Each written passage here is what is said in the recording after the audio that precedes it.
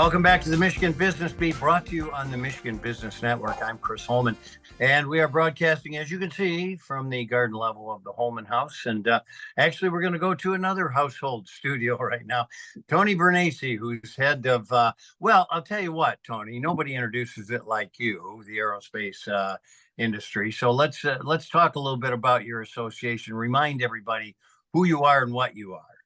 Yeah, certainly. Well, so good morning, everybody. My name is Tony Vernaci, and I am the president of the Aerospace Industry Association of Michigan.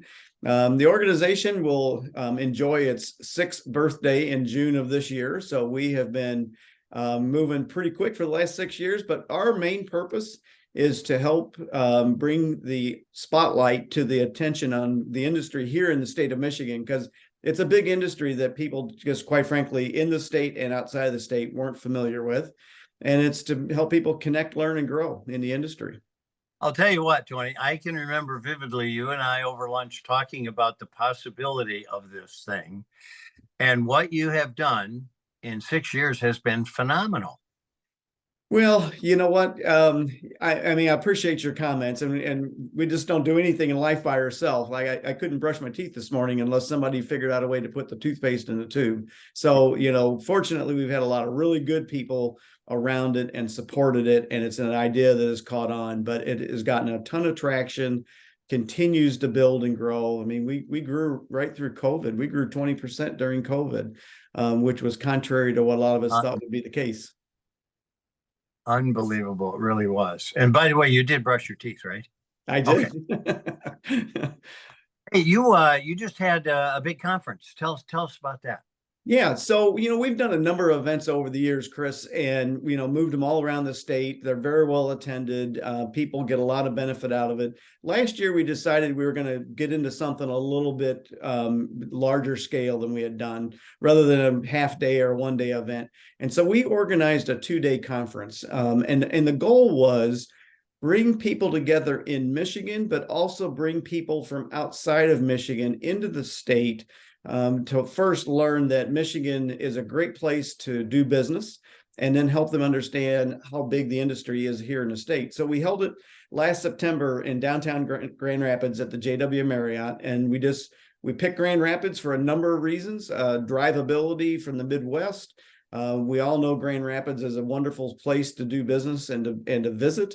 And if we brought people here, we wanted to make sure they had a good experience. And early September in Michigan is hard to beat, and Grand Rapids was a wonderful spot to have that inaugural session. Our goal was, we thought if we could get 150, 60 people there for a couple of days, we would consider that a really good event. And we ended up with over 300 people, 160 companies from 20 other states and 4 countries came and spent 2 days with us. Well, this is just a clue for those out there watching how big this industry is. Mm-hmm. And it was one of those industries that was not just ignored, but totally unrecognized to exist. I mean, we're the auto state, right? Yep. And that's so right, Chris. People recognize that when they think of Michigan, they think of automotive, they think of Detroit, and it is all of that, but it's much, much more. And so we wanted to bring people together to help them realize how big this industry is. So last year's event was such a success and just totally blew us away, quite honestly. We needed to grow it, and we maxed out the event space of the JW Marriott, and we wanted to mix it up. So this year, we're moving it to downtown Detroit at the Detroit Renaissance Center, the Marriott. We've expanded the conference from 2 days to a little over 2 days, as we're going to have a welcome reception the night before at the top of the RenCen, the 72nd floor. We've rented out for the evening to have the welcome reception. We want to tap into the aerospace market that's in Quebec and Ontario. Detroit Metro, unlimited flight opportunities, and it's 30 minutes from downtown Detroit. So we want to continue to draw an audience from the Midwest, the Canadian market, and a lot of Metro Detroit that weren't able to make it over to Grand Rapids last year. Well, listen, tell me what's happening, because the aerospace industry, I mean, if you just watch the news, there's something new every day, and independent companies going to the moon. I mean, what's the deal? Well, exactly. The industry, took a blow during COVID, as everybody is well aware of. But all it did was pause. I mean, it had unprecedented growth going into COVID. COVID just hit the pause button, and now that's back, and it's back in a big way. Every sector of the industry, whether it's commercial aviation, business aviation, space, advanced air mobility, defense, every piece of the industry is growing beyond imagination. And it's growth, but it's also introduction of new technology like advanced air mobility. So that's moving, people and parcels, some with a single pilot, some with electric aircraft, and some, completely autonomous with drone technology. Tony, we've got probably a minute and a half left. So tell me, what's the program of work? A lot of what you do is advocacy. Are we where we want to be from that standpoint?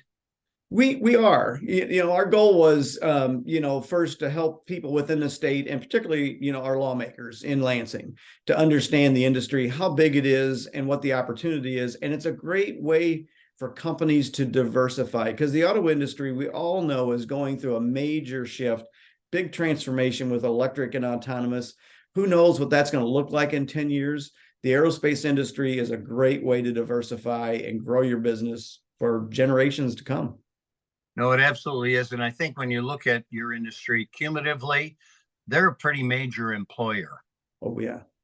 Yeah, a lot of people working in aerospace these days. You bet. Probably 30 to 40,000 direct aerospace jobs in the state of Michigan. And then when you go, beyond that, companies that are more on the peripherally, on the sidelines of it, it's closer to 50,000 people in the state of Michigan that are impacting the industry through their jobs. Well, Tony Vernaci, the state's head spaceman, thanks so much for being with us. We appreciate it. Always good to spend time with you, and keep up the good work. It's been phenomenal. Same. Thank you, Chris. Have a good day. You too. You've been watching the Michigan Business Beat on the Michigan Business Network. I'm Chris Holman. We'll be back in a minute with more.